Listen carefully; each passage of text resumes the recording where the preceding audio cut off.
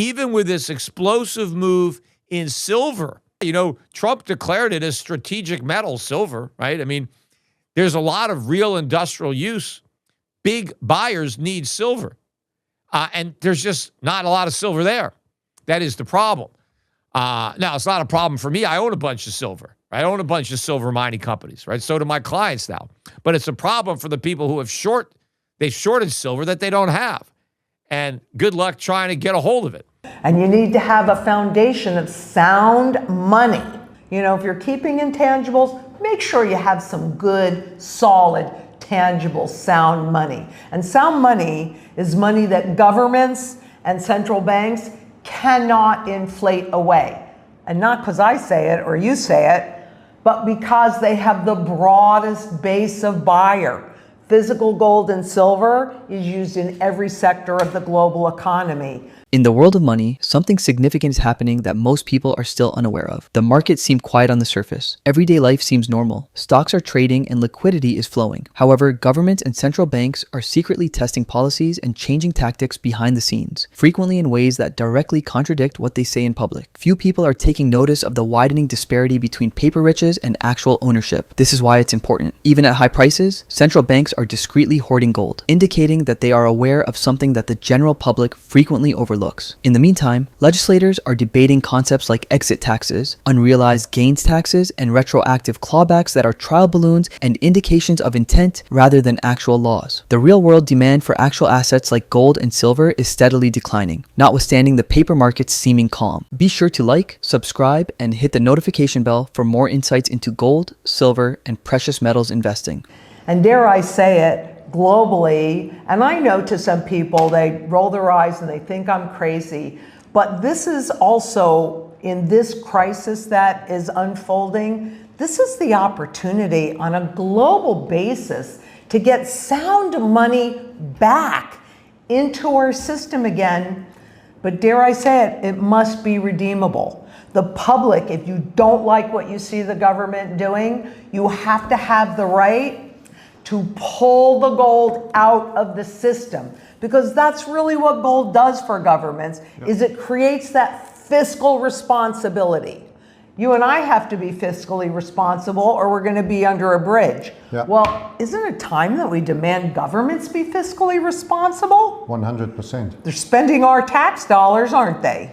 And the direction that they're going, we've coined a phrase, tax scavenge mode. And some people were catching on and repeating it, so we thought, hold on, we better secure our IP, let's define it. And we did a little postage stamp and we pushed it out. And this is what happens. First, they tax you by sleight of hand covertly via expenditure beyond income. And that goes on the debt market. This is by inflation, the silent covert tax. What is happening as the debt markets are becoming less and less tenable, that bottomless overdraft is being reined back in. They get more aggressive, more totalitarian, and more direct in the form of their taxation. Do you know, Lynette, The Guardian ran an article today about Rachel Reeves, who's the equivalent of Scott Bessent in the States. She's the Chancellor for the United Kingdom, is planning a 20% exit tax for anybody that leaves the United Kingdom. And further to that article, in case you think, I'm not in the United Kingdom, she says it will be broadly in compliance in the direction of the larger G7, which is a fancy way of saying the West plus Japan. The G7, for those that do not know, includes the United States of America, France, Germany, Italy, United Kingdom, Canada, and the EU says the broader EU will be falling in line with the G7. Think about that. You've paid tax on your income, you paid tax on your company's profits, you've then got paid personally in a salary or a dividend, you've been taxed on that. You paid VAT on securing your goods, your shopping, and then you decide to leave your slave master, I'm intended to say, and he determines, he takes 20% of your entire assets. I mean, what's your comment on that? Where are we heading? Well, let me tell you, there are all different names for confiscation. Because anytime I use that word, people, oh, well, they would never do that again. Well, they're doing it, and they're doing it right now. They can call it all sorts of names because they don't really want you to understand how they are robbing you, how they are confiscating. What do we have to work with? We have our time. Yeah. That's what we have. Yeah. And all of those different layers of taxes are ridiculous. And an exit tax, well, some of the states in the US are trying that too. So do I think that that's far away? No, I don't. I don't. In fact, on my tweet, I had a few Americans answers, and they say California is wanting a 10-year clawback. One mentioned New Jersey, and there was a third state that I failed to recall. But quite clearly, just moving inside of America. Yep. And you're getting Exactly. taxed. I mean, I'm telling you. move fast while stocks last, as they say. This has been really very eye-opening. There's a lot of things, there are a lot of different moving parts, but yeah, I mean, you want to be prepared while you still have the opportunity, because that's the other thing. People think they've got all the time, and they don't, and you're not going to know 1 second before you lose all of your choices. Yeah. Yeah, the hammer will suddenly fall. So the signs, the inclinations, the trial balloons that they float, it's the political way. Let's put a shot across the wire. What about this idea? They float. These are real, clear declarations of intent.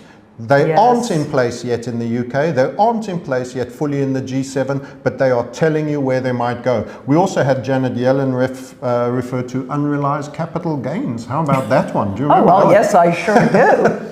Oh, look, so they create the inflation, and they push in dollar terms, or wherever you are in the world. Monkey money. In fiat, right, that's it, monkey money.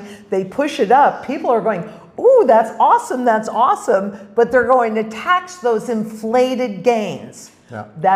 It's outrageous. Why aren't you upset? Yeah. Right? I am. I'm very upset about it, because this is not the world I want to leave our children. No, it isn't.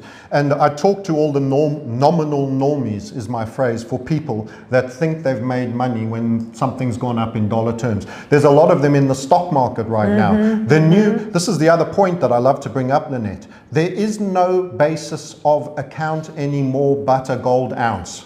Right. All those that do accounting in dollars and euros, I'm sorry, that's not a valid measure. It is in the Ernest Hemingway bankruptcy curve. We've gone from the slowly at first, and we're in the now suddenly very fast stage. Your basis of account for your wealth, for what things cost, is a gold ounce. Anything else, you're a monkey on a grease pole with monkey money in your mouth. Yep. And you need to get off the pole. And you need to have a foundation of sound money. And, I've been studying currency life cycles since 1987. And so our strategy, our sound money strategy, is built in layers for short term, intermediate term, and longer term. And I think we need to be wise to what we're doing. And so even if you want to go into those inflated assets because your perception is that they're going up, just properly diversify. If you're keeping intangibles, make sure you have some good, solid, tangible, sound money. And sound money is money that governments and central banks cannot inflate away. And not because I say it or you say it, but because they have the broadest base of buyer. Physical gold and silver is used in every sector of the global economy. Fiat money, digital money, cryptocurrencies, one place. Yeah. So if you've got one area of demand and that demand goes away, what do you have? Yeah. No, it's not a stool, is it? You need 3 legs for the stool. And on that, true proof of work, a phrase that appears to have been hijacked, digging holes in ground, real geologists finding real high value scarcity that is non-digital but physical. That is of the real world. You'll be sold on a digital world whilst they go and secure contracts for resources in other countries. They want you to do one thing while they do another. It's not what they say, it's what they do you should be watching. Even seasoned investors are unable to ignore the warning indications of weakness that are appearing across financial markets. Peter Schiff, the founder of Euro-Pacific Capital, Schiff Gold, and Euro-Pacific Asset Management, described these developments as the inevitable result of years of fiscal recklessness and monetary mismanagement while speaking from Puerto Rico amid mounting economic instability. He cautioned that the dollar's purchasing power is fundamentally fundamentally threatened by political meddling in monetary policy, especially the possibility of a Fed chair who is dedicated to rate cuts regardless of the state of the economy. In this context, gold and silver are rational reactions to policy signals that erode trust in fiat currencies rather than speculative wagers. Schiff underlined that although central banks covertly expand the money supply, precious metals are serving as early warning signs of financial instability, indicating that confidence in the dollar is declining. Show some love by hitting the like button, subscribing to the channel, and turning on notifications. Your support means a lot. And we're on track. In fact, it's actually moving up even faster than I thought. Now, I'm not surprised that this is happening. What's actually surprising to me is that it took so long for this to happen. I mean, how long was silver at $30 when gold was 3,000 and higher? In fact, at one point, it was not only 100 to 1, it was like 108 ounces of silver. And we're not going to get anywhere near 50 on silver again. I doubt it. I mean, is it possible that we could go back down and retest 50 again? I guess so. But I think the odds are that we're not going to get down there. What's also been a bit surprising, but again, nothing surprises me, is that the mining stocks have gone nowhere this week. They've been steady. Even the silver stocks, even with this explosive move in silver, the silver stocks are not making new highs yet. And maybe, people are thinking that this is a fluke, right? That, this is just some kind of speculative blow off. And so they're not paying up for these silver stocks. Well, they're going to, because this is not a speculative blow off. This is a long overdue catch up. In fact, one of the places where there isn't a bubble, I mean, there's so many bubbles that have been inflated by the Fed and its loose monetary policy. The one thing that's not in a bubble is gold and silver. It's not even close. It doesn't even have any of the characteristics that would qualify it as a bubble. And so I think that a lot of the money that has kind of been on the sideline this week, it started just like I said last week on Sunday night. Silver gapped up to $3 on Monday. Had a big move, but you had all weekend to buy it. And again, you got to go to Schiff Gold and buy some gold and silver tomorrow, this weekend. Just don't wait till Sunday night, because that's when Asia wakes up and they start buying. You want to buy before they do that, right? And I think with the thin holiday trading next week, we could see even bigger moves. We could see a bigger short squeeze. There's still shorts out there in silver, holding and hoping that the market comes down. But there could be an overwhelming amount of physical demand for this commodity that is in scarce supply. Trump declared it as strategic metal, silver, right? I mean, there's a lot of real industrial use. Big buyers need silver. And there's just not a lot of silver there. That is the problem. Now, it's not a problem for me. I own a bunch of silver. I own a bunch of silver mining companies, right? So do my clients now. But it's a problem for the people who have they've shorted silver that they don't have. And good luck trying to get a hold of it. The other thing that's going to be driving the dollar lower and gold higher is the new Fed chairman, yet to be announced. I think Trump has said he's supposed to announce his pick before the end of the year. But Trump talked about his pick, and what Trump said was that he is going to appoint a Fed chairman who wants lower interest rates.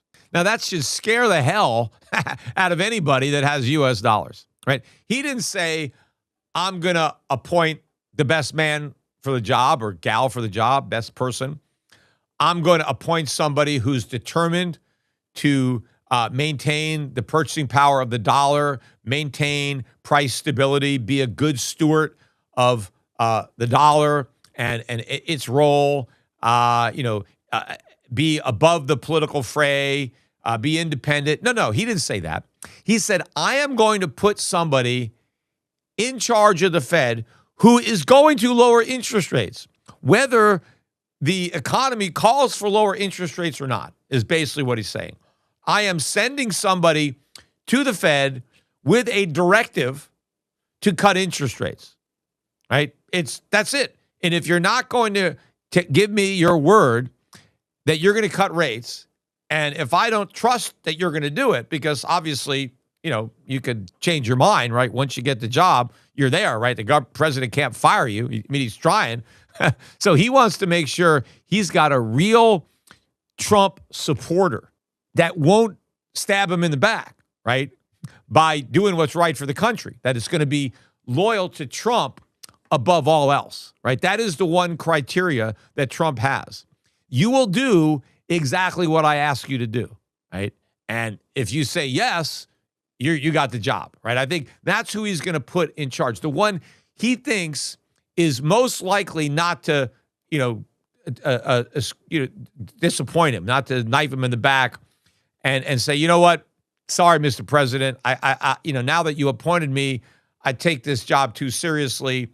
I got to do what I got to do. And, we can't cut rates. That's not the guy. Trump does not want that kind of guy. He wants a yes man. He wants a team player.